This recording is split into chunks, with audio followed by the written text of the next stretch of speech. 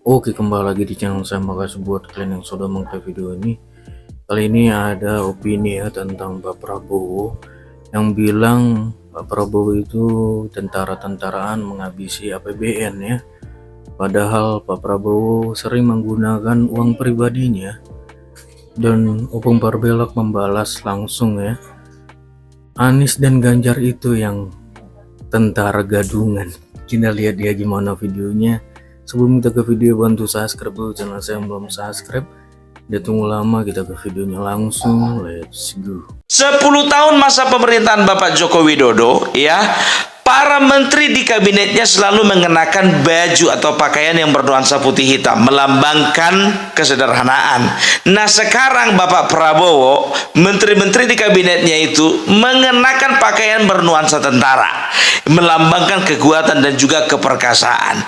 Nah, aku tidak bisa bayangkan kalau Pak Anies Baswedan jadi presiden, itu menteri di kabinet semua pakai pakaian Arab. Jangan kalian sentimen, nggak ada hubungannya dengan agama. Arab negara Arab, bukan masalah agama. Kalau misalnya Raffi Ahmad, M. Kodari, ya itu masih kumaklumi, masih pantas gitu. Bisa kalian bayangkan kalau Natalius Pigai pakai baju Arab? Aku tidak bisa bayangkan, serius.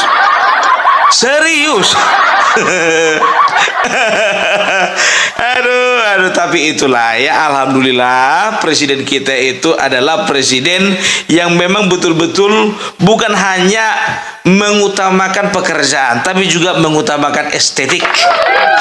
Gitu. Jadi bisa dikatakan ya, yaitu sesuai dengan kepribadiannya. Beliau itu kan seorang tentara, ya, beliau itu seorang prajurit. Maka tidak salah dong kalau misalnya para menterinya itu diberikan seragam bernuansa tentara, ya. Jadi ya sedikit-sedikit lah kan gitu, nggak juga pakai loreng tiap hari. Enggak, tenang aja kalian. Ya, nggak pakai PDL orang itu, enggak. Tapi uniknya, tahu kalian, baru ini presiden, ya, nggak tahu lah, entah karena dia memang mantan tentara, ya, dan dia seorang prajurit, maka beliau itu mengadakan sebuah penggemblengan atau sebuah pembekalan, ya, di daerah Magelang yang mengharuskan para menterinya menggunakan pakaian-pakaian ala-ala tentara. Ya. Kalau aku jujur aja, aku pribadi sangat terkesima. Aku tengok Giring Niji pakai pakaian tentara luar biasa. Ibu Sri Mulyani juga pakai pakaian tentara luar biasa. Bapak Gibran juga pakai pakaian tentara, itu luar biasa, ya kan? Nah, di sebelah sana itu Ganjar kepengen kali pakai baju tentara. Karena jujur aja aku bilang sama kalian, terkejut aku waktu kemarin itu, kalau tidak salah debat capres, entah debat capres pertama, kedua, ketiga, lupa aku, iya kan? Datanglah si Ganjar ini sama si Mahfud MD, itu pakai baju agak mirip baju tentara, jaket tentara. Ya, makanya aku langsung ketika Bapak Presiden Prabowo, ya, apa namanya, memerintahkan setiap menterinya pakai pakaian ala tentara waktu pembekalan, aku langsung teringat sama si Ganjar Pranowo. Andai kata si Ganjar Pranowo masuk ke kabinet, berhasil, tercapai cita-citanya. Iya, makanya gue bilang kalau waktu itu dia ibaratkan tentara gadungan. Nah, kalau sekarang dia udah agak mirip lah, 50-50 sama tentara sungguhan, kan begitu.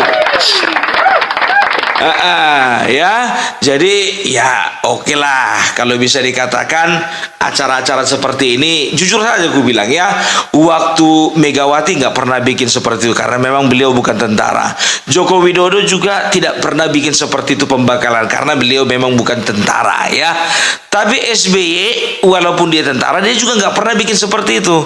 Jadi kalau aku katakan ini adalah hal yang unik, ya, di mana pembekalan ini, ya, itu ditujukan untuk hal-hal yang positif, ya. Misalnya beliau sendiri yang mengatakan bahwasanya tujuan penggemblengan ini bukan untuk militerisasi, bukan, ya, tapi hanya untuk melatih jiwa-jiwa atau melatih semangat yang ada di dalam ketentaraan tersebut. Ya, contohnya ya, aku masih ingat sekali beliau mengatakan ya, saudara-saudara sekalian, penampilan saudara tadi, saya tuh lihat saudara basah-basah. Saya pun mengajak para jenderal ikut basah-basah. Kami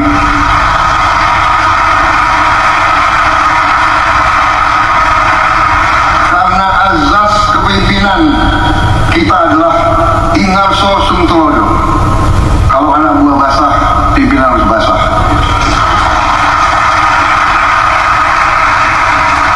Kalau anak buah kepanasan, pimpinan harus kepanasan. Kalau anak buah lapar, pemimpin harus merasakan lapar juga. Itu adalah asas kepemimpinan kita. kalau anak buah sakit, pemimpin juga harus sakit.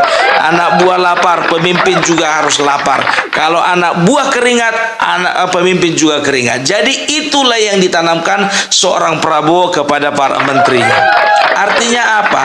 Ya, artinya apa? Kesempurnaan di dalam leadership itulah yang ingin ditanamkan Bapak Prabowo kepada para menterinya, ya. Kalau aku katakan ini luar biasa karena apa? Karena dia sudah membuktikan, ya, dengan apa yang dia lakukan di dalam kehidupannya, mungkin lewat organisasi, lewat lewat partainya, dan juga lewat bisnisnya, usahanya, ya. Dia selalu menerapkan semangat-semangat militer dan juga bisa dikatakan cukup berhasil. Itu dia. Nah, tapi sangat disayangkan sekali masih ada muncul-muncul nyinyir yang mengatakan bahwasanya untuk apa bikin-bikin seperti itu? Itu kan menghisap anggaran dari APBN. Kalau misalnya muncul kau itu nggak bisa dijaga, nggak usah nyor duluan. Cari dulu informasi mengenai pembekalan itu diadakan di mana, kapan diadakan, persiapannya berapa lama, dan siapa yang mendanai, ya. Kalian tahu enggak yang mendanai siapa? Ternyata yang menjadi pendana satu-satunya itu bukan negara, bukan diambil dari uang APBN, tapi merupakan dana pribadi dari Bapak Prabowo Subianto sendiri. Ya, kita dengar dulu penjelasan dari Hasan Nasbi berikut ini. Teman-teman media yang terhormat, hari ini banyak sekali masuk pesan WhatsApp ke HP saya. Pertanyaannya seragam. Apakah betul pembiayaan retreat di Magelang buat anggota kabinet Merah Putih dari hari Kamis sampai hari Minggu kemarin berasal dari Bapak Prabowo sendiri? Yang bisa saya sampaikan adalah begini. Persiapan untuk kegiatan ini sudah dilakukan jauh-jauh hari. Pembangunan infrastruktur di sana mulai dari tenda, saluran air, saluran listrik, ruang kelas, ruang tempat rapat koordinasi kabinet itu sudah dibuat dari 1 bulan sebelumnya. Dan pada saat itu tentu Pak Prabowo masih dalam masa transisi. Beliau tidak mungkin menggunakan dukungan dari Kementerian Pertahanan karena ini bukan untuk kegiatan Kementerian Pertahanan. Beliau pada saat yang sama juga belum bisa menggunakan dukungan dari Sekretariat Negara karena beliau waktu itu belum jadi presiden, maksudnya belum dilantik sebagai presiden.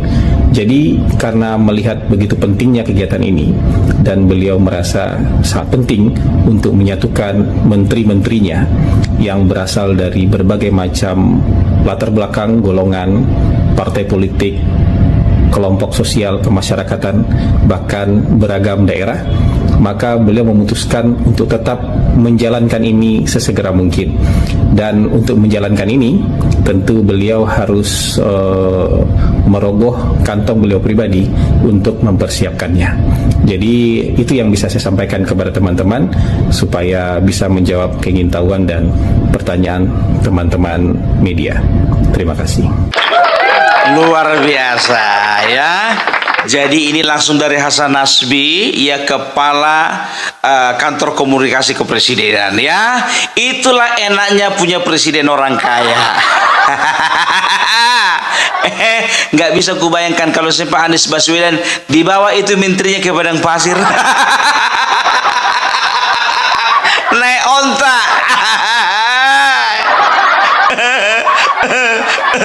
Ya, ini tahu enggak kalian, ketika kulihat ini model-model campnya ini, aku kira ini adalah memang camp yang dipergunakan oleh tentara di dalam pelatihan atau pembekalan, kan begitu.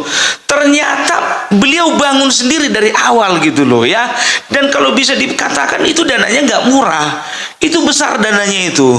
Tapi nggak heran bagi seorang Prabowo ya, berkorban sedemikian banyak uang untuk bangsa dan negaranya, itu bukan perkara yang mustahil ya, karena kita bisa lihat sendiri bahwa Bapak Prabowo ini betul-betul adalah tipe pemimpin ya, personalitinya itu adalah orang yang murah hati ya.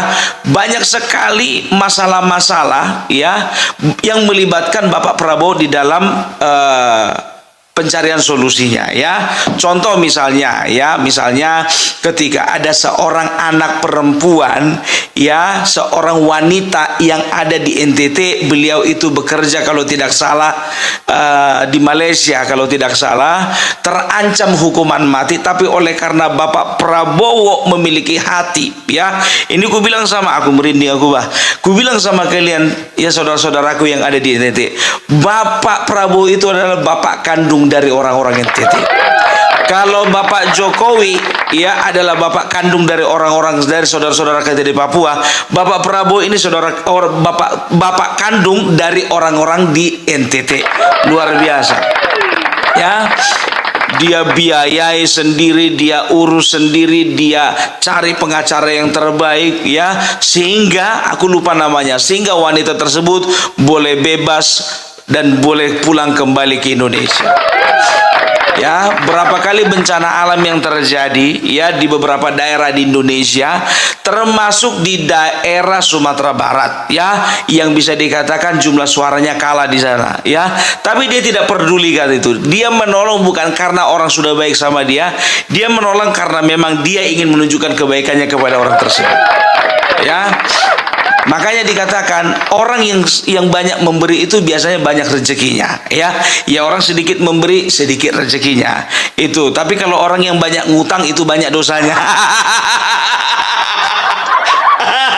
Siapa ya?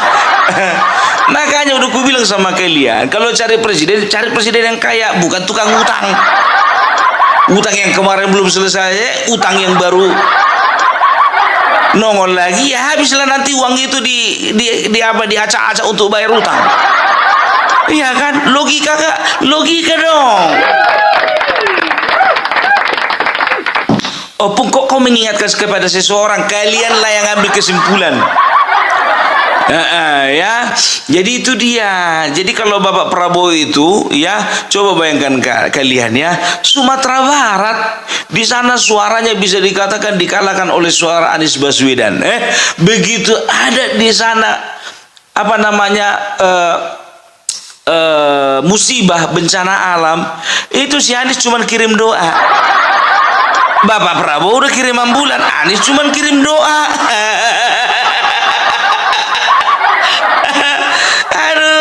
Aduh, itu dia ya. Jadi nggak ada lagi yang bisa disaksikan dari seorang Bapak Prabowo. Apalagi ini untuk acara membekali para menterinya yang nanti akan membantunya untuk membangun Indonesia ini menjadi Indonesia Emas. Ya, maka dia kalau dikatakan habis-habisan, dia pasti rela habis-habisan. Ya, itu bukti bahwasanya seorang pemimpin itu rela mengorbankan bukan cuma waktu dan tenaga, uangnya juga. Gitu loh ya. Apalagi kita bisa lihat ya, mungkin beredar di TikTok, beredar juga di YouTube ya, dan juga di media sosial lainnya, betapa mereka itu di sana membangun chemistry ya. Mereka sejenak tinggalkan keluarga mereka di kampung halaman masing-masing, di tempat tinggal masing-masing, mereka bersatu di sana ya. Tentara seperti itu ya, mereka akan menomorduakan keluarganya, mereka akan mementingkan atau menomorsatukan urusan negara daripada keluarganya. Itu yang coba ditanamkan Bapak Prabowo kepada para menterinya, ya, supaya ketika mereka menjabat menjalankan tugas nanti, mereka tidak mementingkan kepentingan pribadi, tapi mereka mementingkan kepentingan rakyat. Itu dia. Baru berikutnya apa lagi? Pelajaran banyak, ya. Pelajaran berikutnya lagi adalah berbicara tentang kebersamaan, ya. Kalau kita bisa lihat, ya kan, waktu kemarin itu Bapak Joko Widodo, ya, jangankanlah dulu sama menteri dengan menteri, sedangkan dia kemarin itu sama Bapak Yusuf Kala, sempat juga bisa kongsi. maunya acara seperti ini, jujur aja aku bilang, diadakan waktu zaman Jokowi kemarin, biar jangan ada yang retak antara Bapak Jokowi dan juga Bapak JK, kan begitu. Itu dia, ya. Dan juga antara menteri satu dengan menteri yang lainnya, kan begitu juga, gontok-gontokan, kan begitu, ya. Ada yang mendukung kebijakan presiden, ada yang melawan, ada yang pro, ada yang apa, segala macam, terpecah belah, ya. Nah, tapi kalau di sini mereka sudah melupakan, ya, mereka dari partai mana, mereka backgroundnya bagaimana, dan juga titel mereka juga, mereka lulusan dari mana. Tidak, mereka bersama di sana untuk membangun chemistry satu dengan yang lainnya. Jadi ketika mereka bekerja bersinergi nantinya, mereka sudah bisa mengedepankan rasa kekeluargaan. Iya kan? Coba bayangkan kalian, ya, ketua umum satu dengan ketua umum lain, walaupun kalian ketawa-ketawa ngelihat Caimin pakai baju tentara. Justru di situ sedapnya. Baru si Balil, dengan badannya yang super kecil itu, super mungil, pakai baju tentara, disandingkan dengan Dito Menpora. Itu kalau diberdirikan orang itu antara bapak dengan keponakan, bukan anak, keponakan. Ya, tapi apa, ya? Jadi mereka itu di sana mereka bersatu padu gitu. Jadi mereka belajar bagaimana mereka boleh bersinergi antara satu dengan yang lainnya, ya. Setelah itu apa lagi? Namanya tentara, ya, di sana juga mereka itu cara mereka bangun, makan, segala macam itu agak mirip-mirip sama tentara. Ya nggak mungkin juga diteriak-teriaki seperti tentara biasa pada umumnya, kan begitu. Tapi mereka itu, ya, ketika dibunyikan alarm, satu bangun semua bangun, gitu. Artinya apa?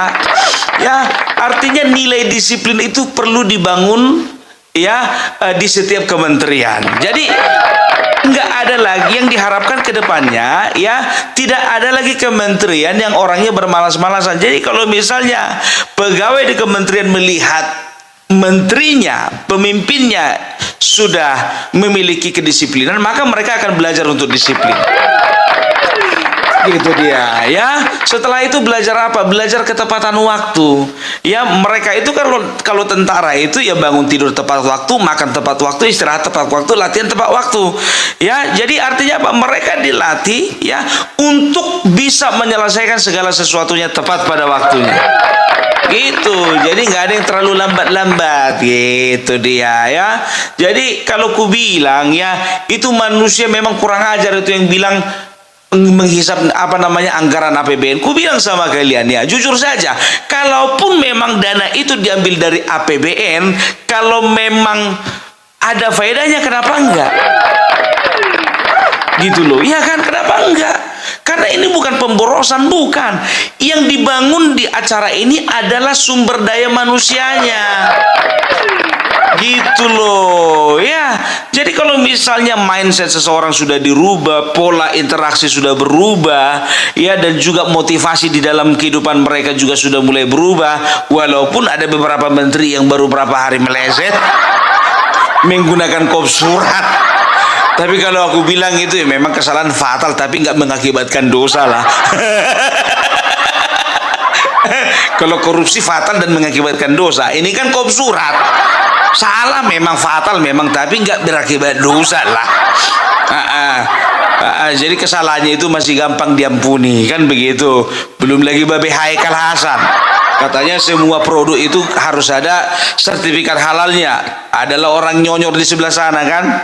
Oh, jadi kalau kulkas sama televisi harus adalah sertifikat halalnya, kan. Enggak juga seperti itu Bapak, ya kan? Maksudnya apa? Semua produk ya makanan, obat-obatan dan juga ya yang berhubungan dengan kemaslahatan hidup orang banyak ya, apalagi yang dikonsumsi ya, itu harus ada label halalnya. Karena apa? Sekarang itu banyak sekali ya seperti obat-obatan atau skincare ya yang abal-abal yang tidak memiliki sertifikat halal. Jadi kita harus pandang positif ini semuanya, jangan negatif aja kalian tangkap gitu loh. Jadi terbiasa pula telinga kalian mendengarkan sesuatu yang jelek-jelek dari siapa, itu pula yang kalian tangkapkan. Ya jadi kalau aku katakan sih ya kita dukung, kita kan jujur aja aku bilang ya, dari tokoh masyarakat, organisasi dan berbagai lapisan masyarakat tidak ada yang mempermasalahkan masalah retret ini. Tidak, karena apa? Karena ini sangat bagus gitu loh ya. Apalagi beliau itu seorang Danjen Kopassus. Ya bisa dikatakan Kopassus itu adalah pasukan yang memang sangat terlatih yang dimiliki oleh Angkatan Darat.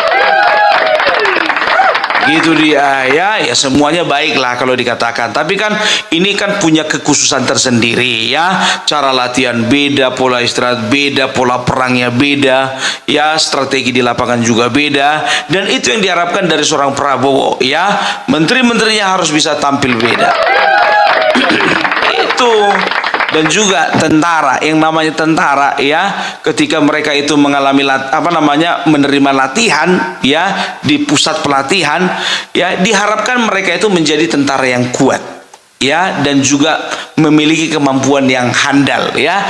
Itu juga yang harus ditanamkan Bapak Prabowo kepada para menterinya ya, pada para pembantunya ini. Diharapkan mereka menjadi pribadi yang kuat, menjadi menteri yang kuat, sehingga terciptalah sebuah kementerian yang kuat. Kok jadi kayak juru bicara aku ya? Itu dia ya, walaupun memang bisa dikatakan ya nggak semuanya cocok pakai baju tentara. Ada yang perutnya besar kali, ada yang pantatnya besar kali, ada yang badannya pendek kali. Tapi itulah dia, semuanya itu ditujukan untuk menciptakan leadership yang baik. Gitu dia videonya, gimana menurut kalian? Coba komen di bawah dan sampai bertemu di video saya selanjutnya. Buah.